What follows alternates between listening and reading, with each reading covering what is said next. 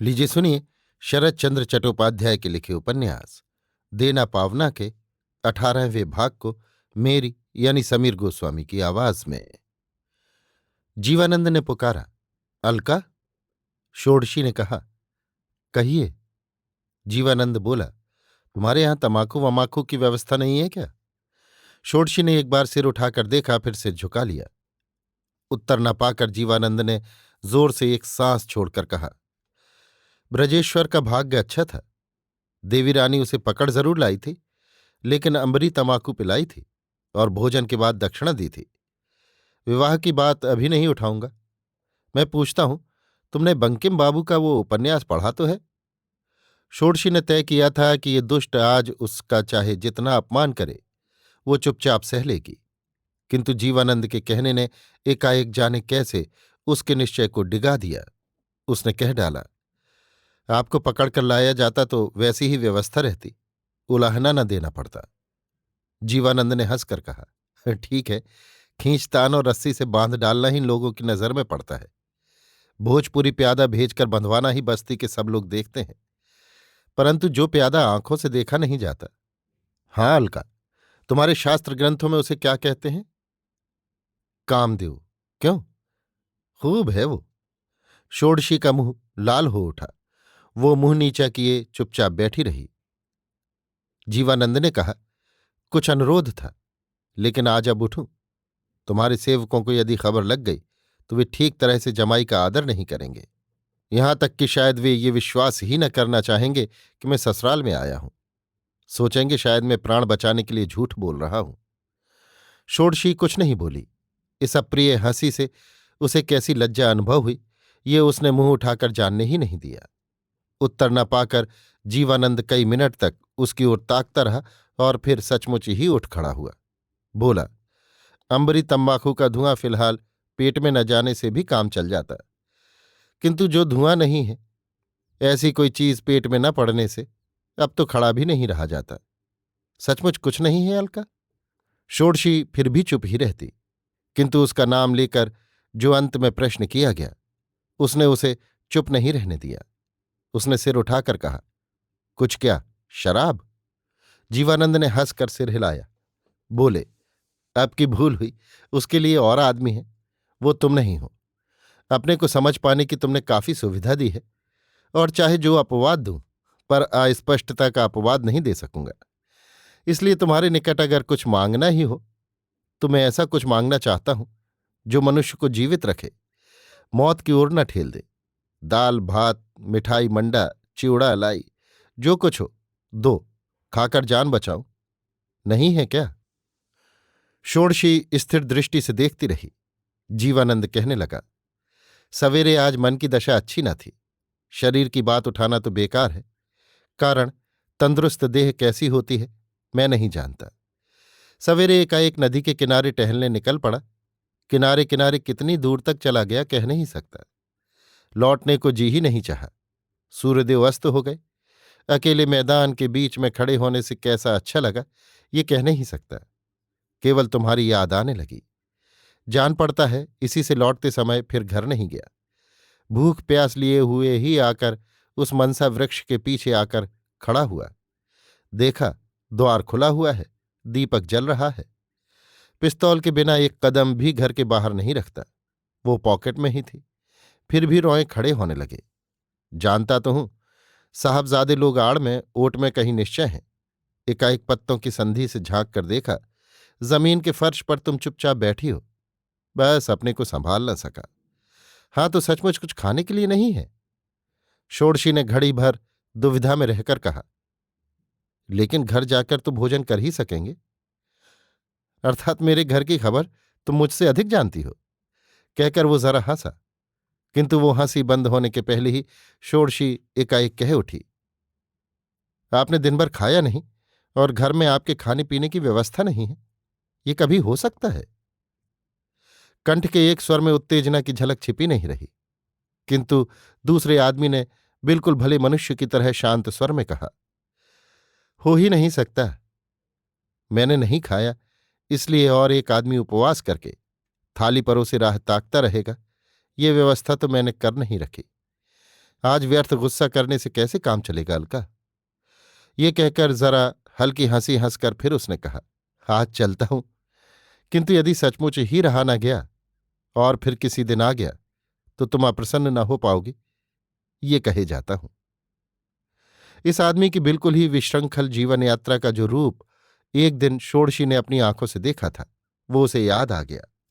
जान पड़ा बुरे आचरण वाला मदोन्मत्त निष्ठुर मनुष्य ये नहीं है।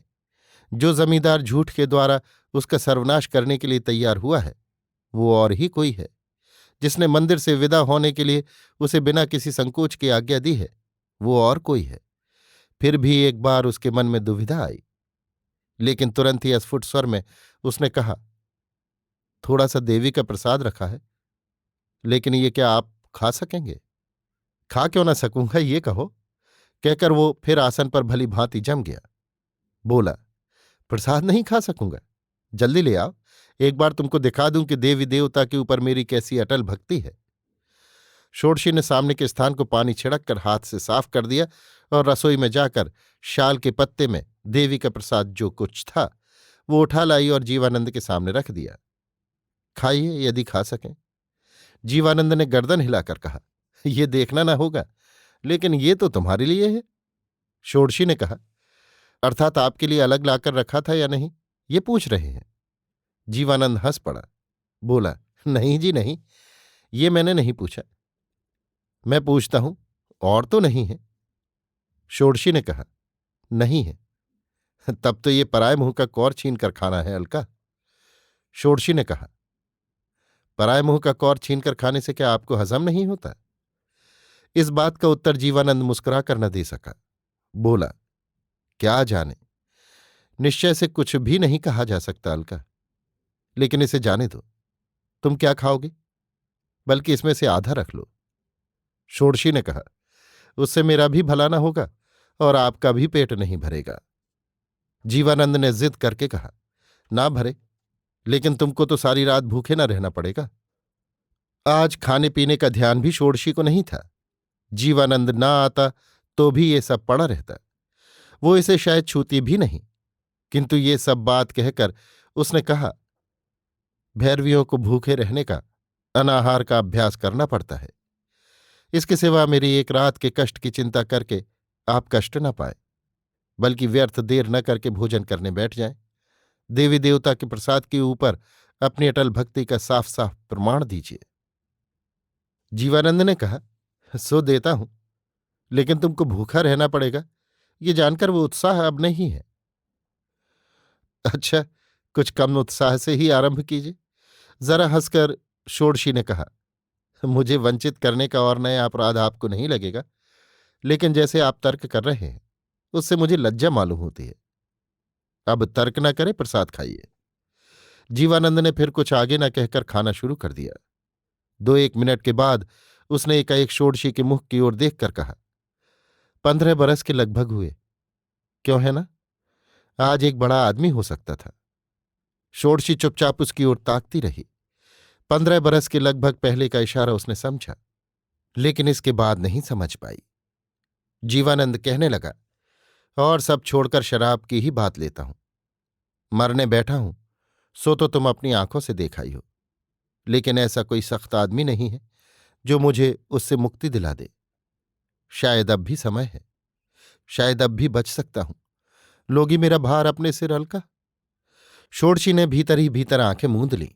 वहां हेम, उसका स्वामी, उसका बच्चा, उसके दास दासी, उसकी संसार यात्रा के असंख्य विचित्र चित्र सिनेमा के चित्र की तरह सामने से निकल गए। जीवानंद ने कहा, मेरा सारा भार तुम ले लो अलका। आत्मसमर्पण के इस अद्भुत स्वर ने षोडशी को चौंका दिया। इस जीवन में इस प्रकार किसी ने उसको नहीं पुकारा। ये एकदम नया है, किंतु भैरवी जीवन के संयम की कठोरता ने उसे अपने को भूलने नहीं दिया। उसने घड़ी भर रुक कर कहा, अर्थात मेरे जिस कलंक का न्याय विचार आपने किया है उसी को मेरे द्वारा प्रतिष्ठित कर लेना चाहते हैं। मेरी मां को आप ठग सके थे, लेकिन मुझे धोखा न दे सकेंगे। लेकिन वो प्रयत्न तो मैंने नहीं किया। ये सच है कि बिना जाने मैंने तुम्हारे साथ दुर्व्यवहार ही किया है। तुम्हारे बारे में सोचा अवश्य है, किंतु उस पर विश्वास नहीं किया। केवल ये मन में आया कि इतनी महान महिला को किसने अभिभूत किया, वो आदमी कौन है। षोडशी ने विस्मित होकर कहा, उन्होंने आपके आगे उसका नाम नहीं बताया? जीवानंद ने कहा, ना, मैंने बार बार पूछा और वो बार बार मौन रह गई। आप खाइए, कहकर षोडशी मौन हो गई। 2-4 कौर खाने के बाद जीवानंद ने मुंह ऊपर उठाकर कहा, मैं अधिक खा नहीं पाता। मैं अधिक खाने के लिए नहीं कहती, साधारण लोग जितना खाते हैं उतना ही खाइए। मैं उतना भी नहीं खा पाता, खाना मेरा समाप्त हो गया। षोडशी ने कहा, ना, नहीं हुआ।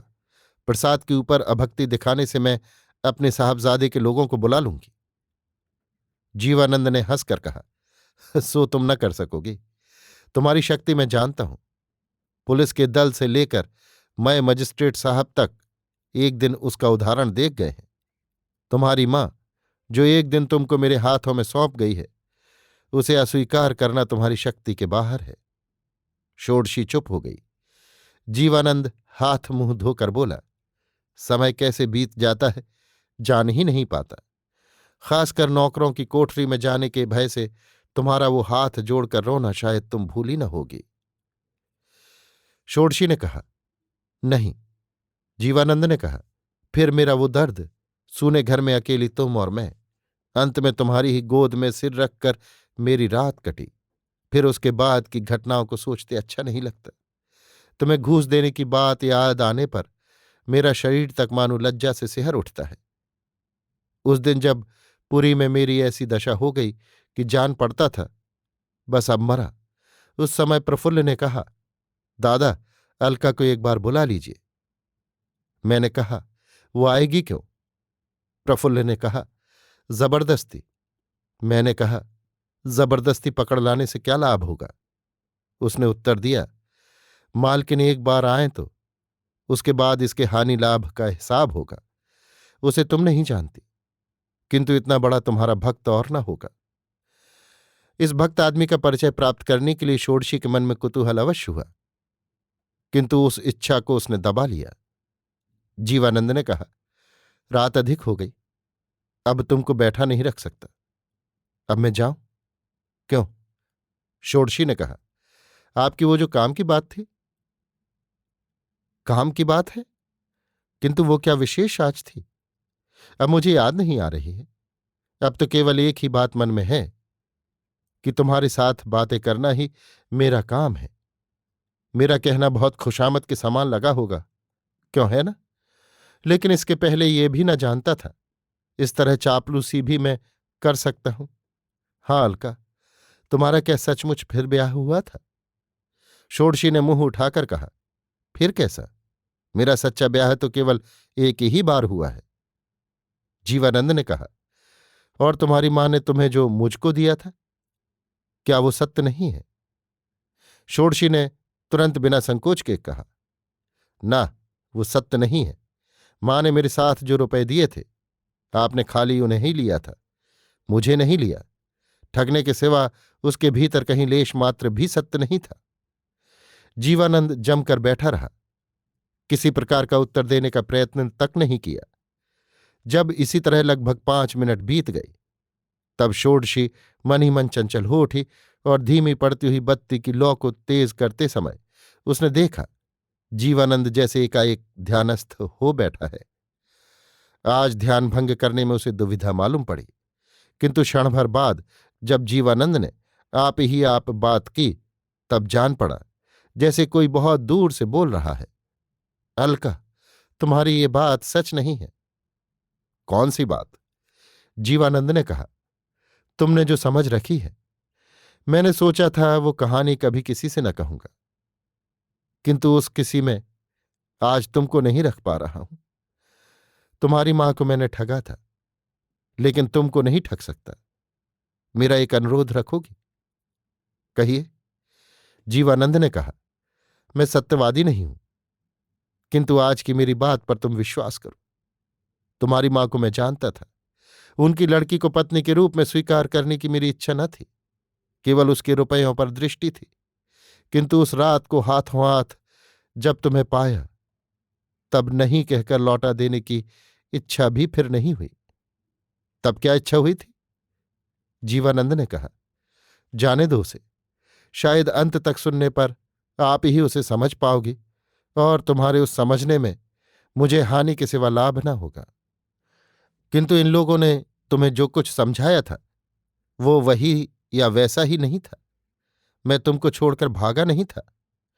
षोडशी ने ये इशारा समझा और घृणा के साथ कहा, अपने न भागने का इतिहास अब प्रकट कीजिए।